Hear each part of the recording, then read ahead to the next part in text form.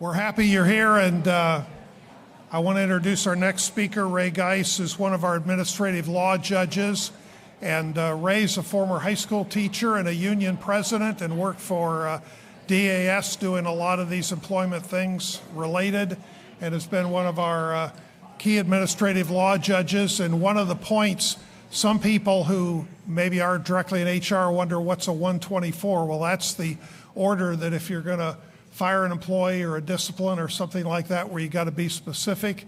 And hopefully you're not using AI to generate that, because when you have a hearing before our board and you say that's what AI generates, that might not have as much credibility. But specifics are important, and I think, as most of you know, if you've got a case and you outline it clearly, that's going to be important in a hearing. So Ray's going to give you some more background, and again, we love it that people have but not been shy, and they've warmed up in terms of questions and making comments like the indication of grant writing. So turn it over to Ray for a half hour, and then we'll be back with our last speaking group of the morning. Ray, it's all yours.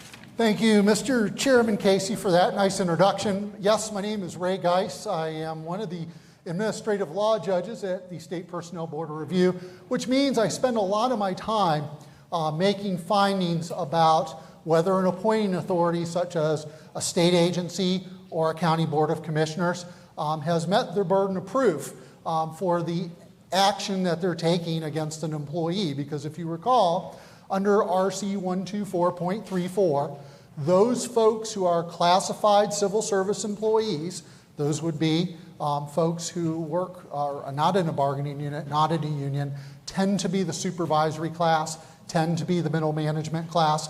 Often they have an appeal either to their municipal civil service commission, or in the case of state and county, to us, the State Personnel Board of Review.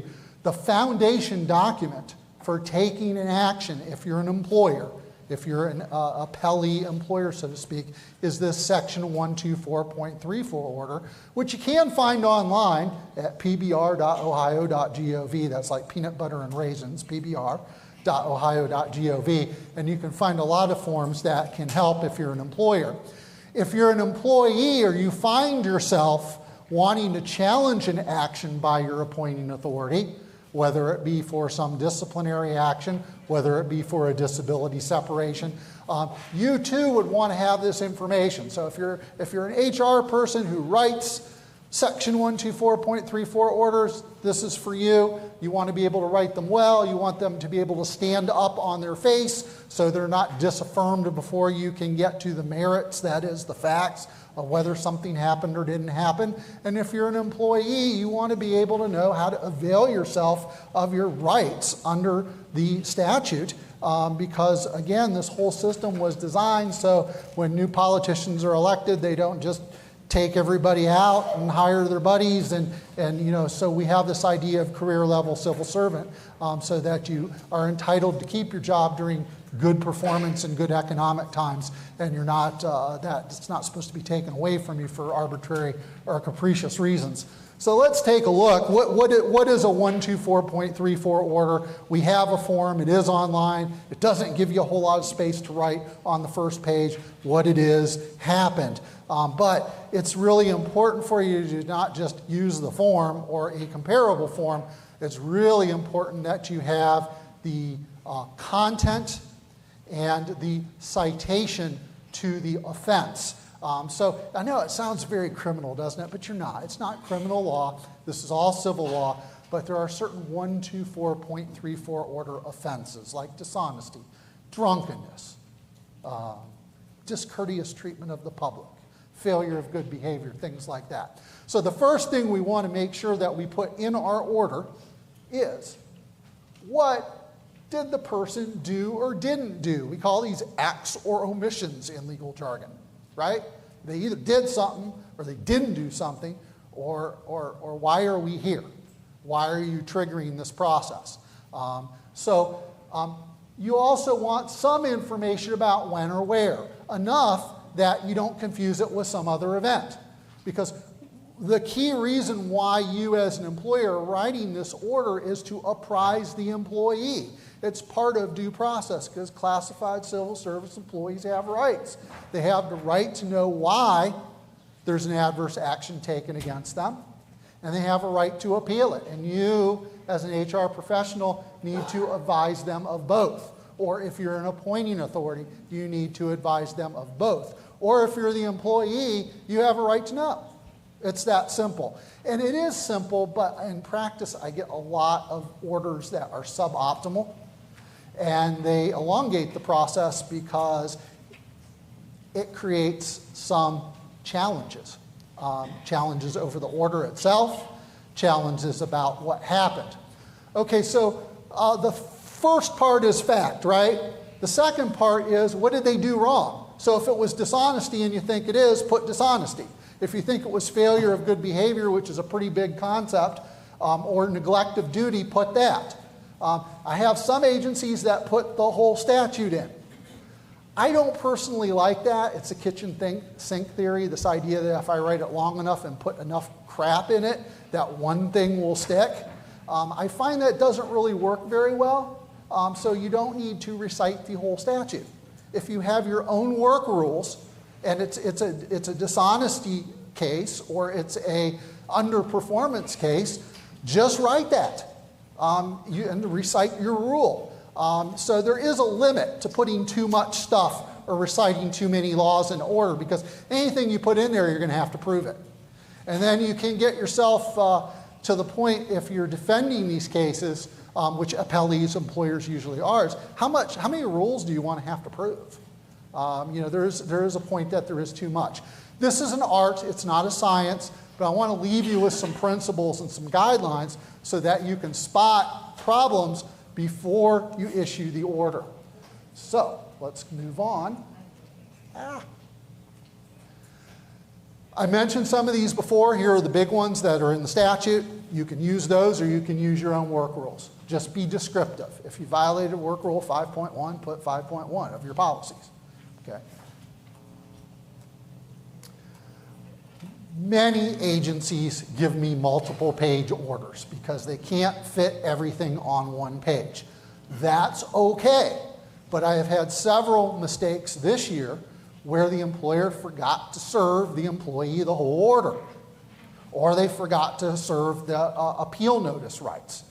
And worse than that, they'll include things with the packet that are clearly not referring to each other.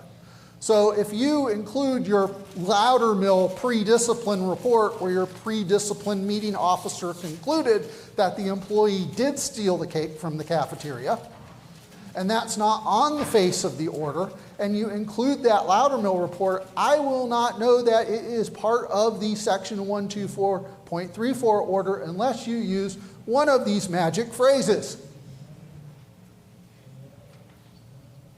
And I'll get to those. But incorporating facts from a report. Do you mention in your statement on your order, as recited in investigation report number 565.2A, in summary of charges? Did you put that in there? If that's what you want me to look at as your order. Here are some fancy words that you can use that will signal me or other ALJs like myself that you're referring one document to another, or that is incorporation by reference. You can say, see addendum to the 12434 order for Ariel Hassel.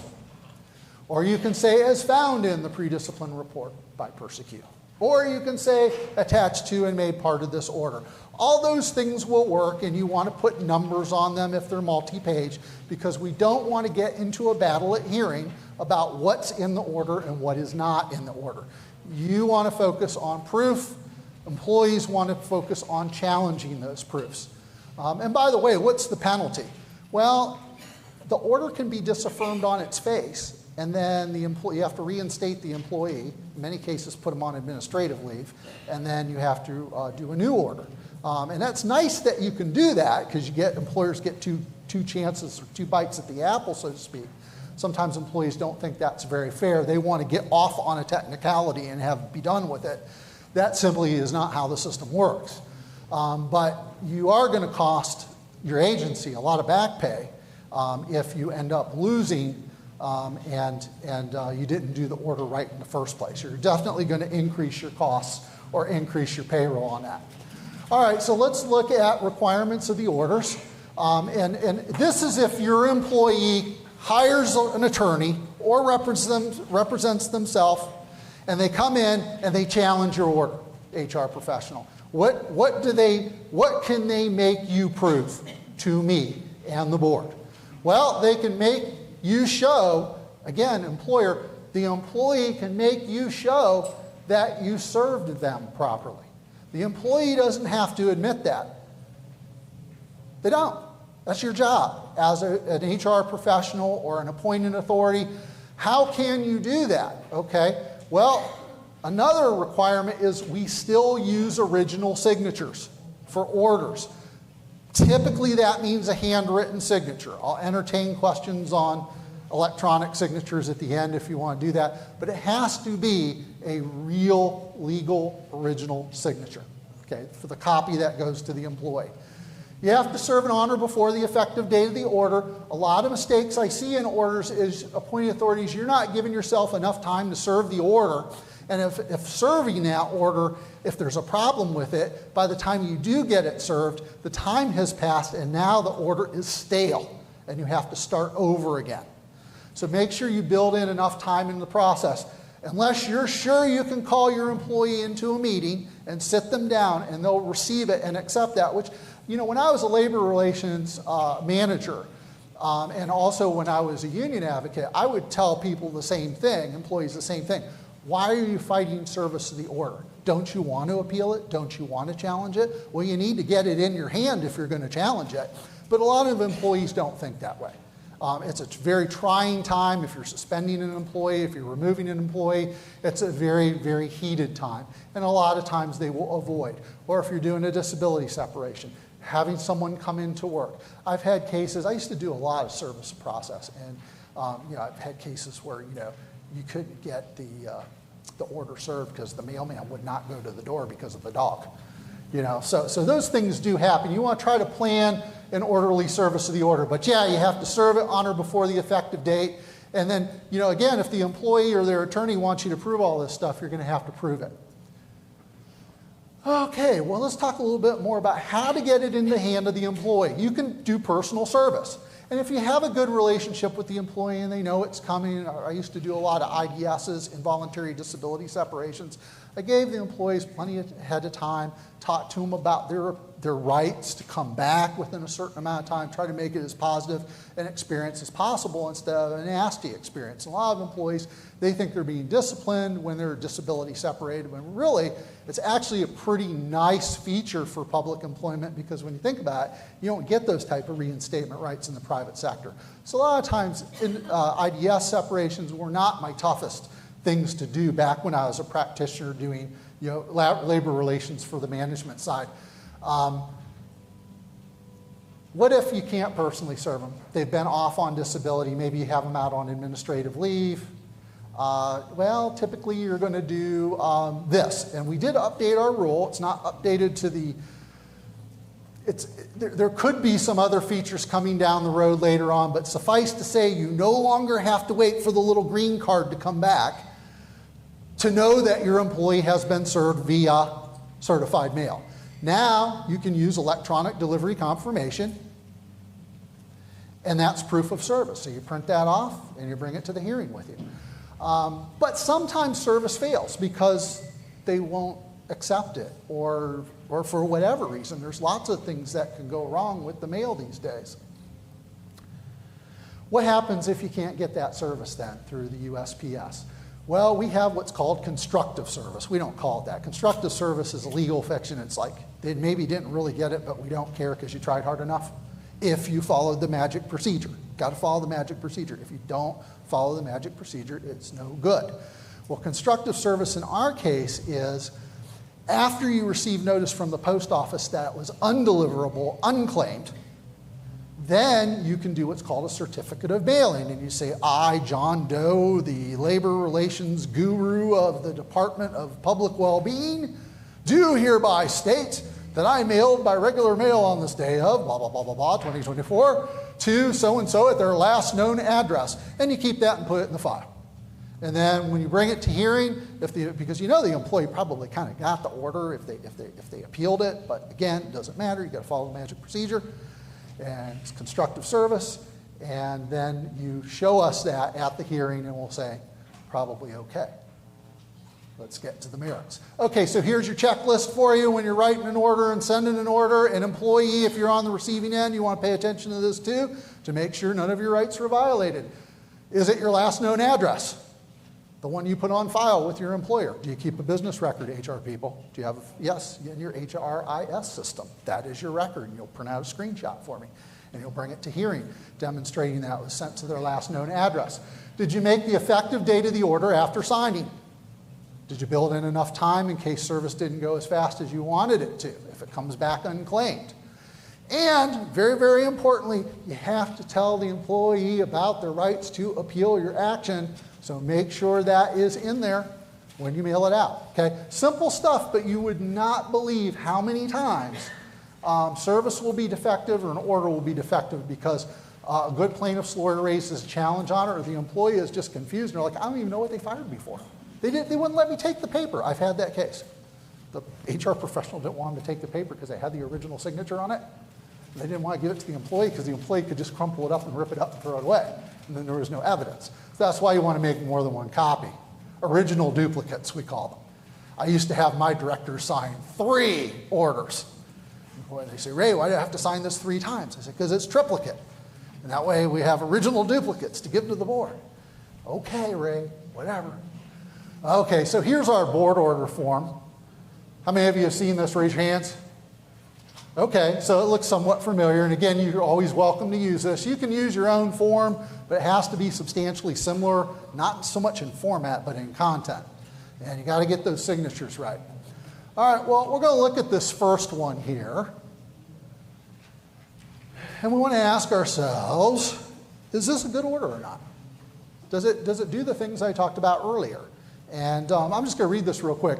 This is from this is a cannabis marijuana compliance manager for the, I forget what department, here we go. But anyway, it says, you violated the state of Ohio and agency drug-free workplace policy when you repeatedly inhaled or ingested regulated product and became under the influence during the period January 1st, 2029 through the present. You deceptively claimed you were testing the product for purity. Does that tell the employee what he did wrong? Okay. Well, let's see. And if you see the little tent at your table, you can take your cell phone camera and take a picture of it, and that will take you to our poll. And I'm just curious to see how many of you think this would meet the test of providing the employee with notice of what they did wrong. Enough factual information.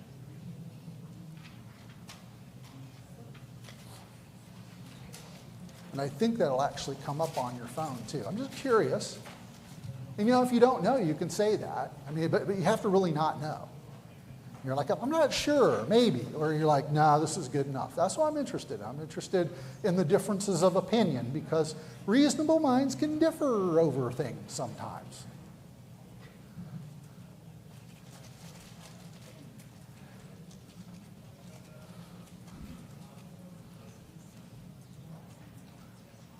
Justin, I need you to like do a yes or no real quick so I can at least say that one person answered the question, please.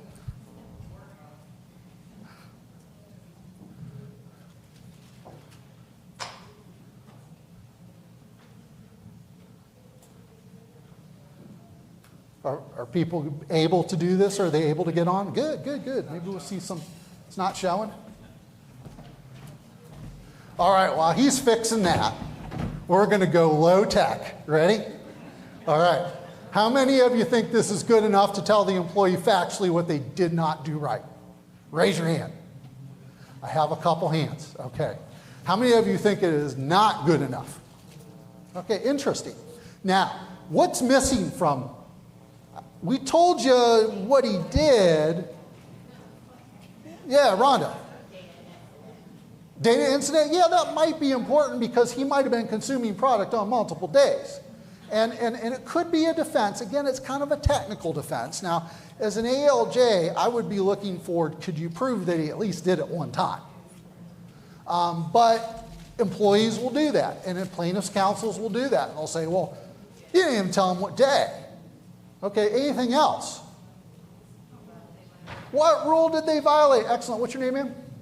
Dewana. I know you, Dewana. So, yeah, we probably could go a little bit. It's not probably a fatal order. It's probably mostly okay. But to make it great, and I always say that the management work ought to always be great, because you have the time, you should have the education, and you should have the resources to find out what you need to do. So you want to get it right. And so, yeah, we have a lot of yeses, about 20% maybes, 14. A lot of people didn't like it, yeah. Probably a little too general on the drug-free workplace policy, but I'll tell you what, in my mind, that's good enough. That tells the employee you violated the state drug-free workplace policy, and I know that they were put on notice because you're going to bring me in that little form that they signed. Or you're going to show me that it was on your website from 2006 forward. And they would have reason to know of the drug-free workplace policy, which, of course, if you didn't know, prohibits use of drugs at work unless they're prescription drugs, right? That you have a prescription for. I should qualify that, yes. You have a prescription for them. Okay, so yeah, this could be a little bit better, probably not fatal. Let's look at this one.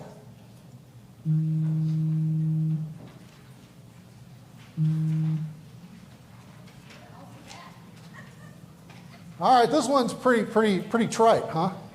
Incompetency and failure of good behavior. Let's take our poll. This one good enough? See, I'm telling you what you already know, but I'm wanting you to think about it so that you can talk to your stakeholders and say, you know, this probably isn't going to fly and this is why. Because I know that there are budding writers in your organizations that all want to have a piece of what the order says, even though you may be the HR professional. What's that? How do we get to the next question? Oh, okay. Well, I don't know. That's a good question. Technology. I did not use ChatGPT to get to these today, so I have a little work to do on that, a little homework. Sorry about that. Okay, let's do a quick show of hands since our tech is down. How many of you think this is a good enough order? Raise your hand. Okay, good. No one. How many of you think it's a bad order because it doesn't state any facts? Very good. You win. Okay, yeah, I think you know that. But it's helpful to see it so that you can see a mistake like that ahead of time. Okay, so what happens, though, if you did write that last order? Because I'll tell you what, I get several of them every year. And I get them sometimes from big state agencies with vast HR departments full of people with master's degrees and who wrote dissertations on some HR topic. And yet I still get them, and from big universities too. Big universities with very educated people. And why are these mistakes still made?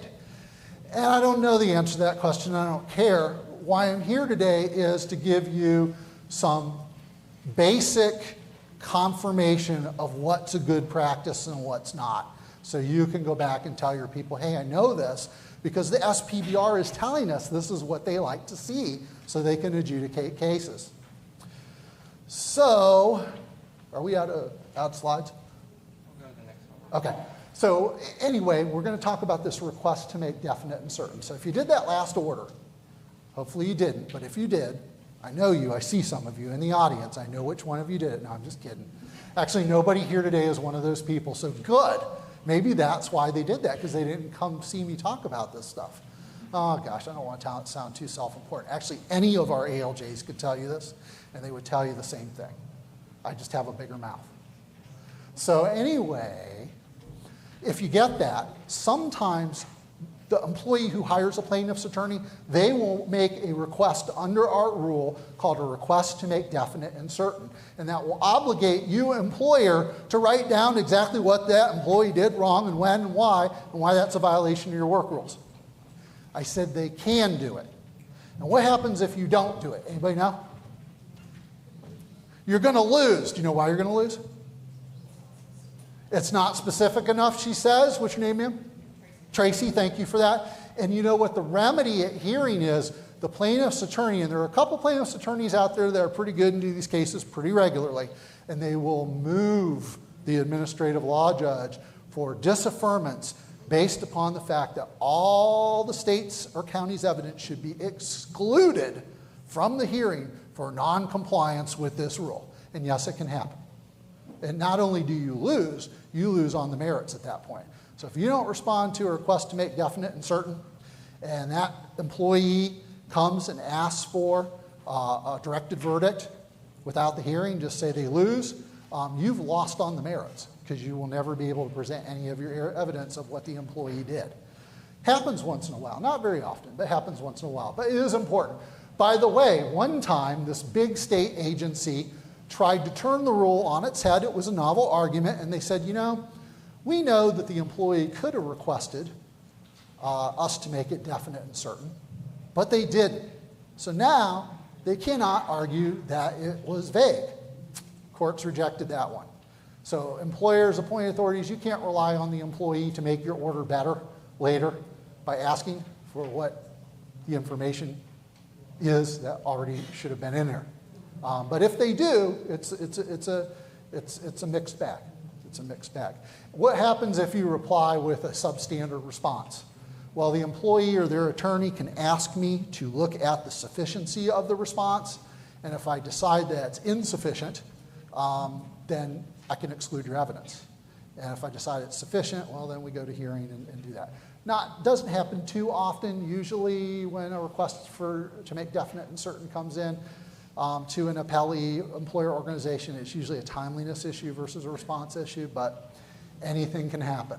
Okay, now we're going to play harmless error, fatal error. Okay, a harmless error is mistakes in the order that don't really affect the employee's substantive due process rights. I will tell you that if you put on Saturday, August 23rd, he did that. And it turns out that August 23rd wasn't a Saturday. I probably don't care. I think that's a harmless error. In most cases, that still has apprised the employee that on or around that date they did something, okay? In most cases, unless it's something they did wrong every day. That would be more towards a harmless error. So not every date always has to be perfect. In fact, some people focus too much on the date and not enough on what happened. So when we talk about substance, we're just having a bad time with this today.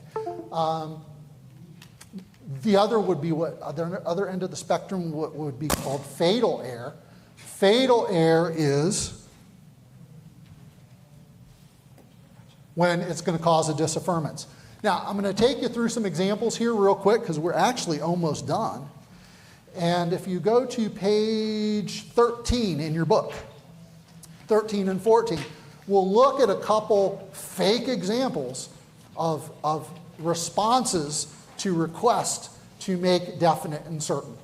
All three concern the same fictitious case, which I am sure has never happened, but nevertheless, we're going to take a look at it. So on page 13, we have the BCW, the Bureau of Citizen Wellbeing, not to be confused with the other big B. And it says, on or about December 12, 2029, appellant Al Bieback made an offensive statement to a care recipient. The recipient's well-being declined as a result of being reasonably offended. The statement was pejorative in reference to one's municipal origin as considered demeaning towards residents of that city, blah, blah, blah, blah, blah. Okay, quick show of hands. How many of you think that this response is descriptive enough to tell the employee what they did wrong? Raise your hands. How many of you think that it is not good enough? Raise your hands. I think you're right. And this is the most legal jargonish one that I will show you. So it was obviously written by somebody who went to law school. And I love lawyers because I am one, but at the same time, sometimes we can be a little wordy still. I'm almost done. And so let's just look at the second one here and the third one.